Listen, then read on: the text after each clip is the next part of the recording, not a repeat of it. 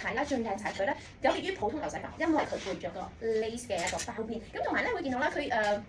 其實咧呢個都係嚟自靚靚廠入邊啦，深業供應商嘅，佢咧入邊咧其實係做咗個褲仔。另外 on top 再加個裙落去，因為好多時咧呢啲咧大家就我入邊又要另外自己做，但係而家已經唔使㗎啦。大部分嘅廠商咧都明白到大家，咁所以入邊本身做咗個褲膽，咁啊裙嘅佢係一個高腰啦，正常厚磅度，但係最靚佢多咗個立體呢一個包邊，咁同埋咧佢唔係淨係裙腳嘅喎，以往嗰啲咧就可能淨係裙尾做個 lace 邊嘅啫，咁但係因為佢呢一個咧係 on top 咧加咗個裙型啊，係啦，咁所以咧你會見到佢個裙呢個lace 布嘅效果咧係由前面好似咧。一個圍裙型，但係佢係會上到腰間，佢去到一半嘅啫。咁我覺得你就算上身可能簡單襯件 T 恤都係好靚，呢、個就精緻啲啦。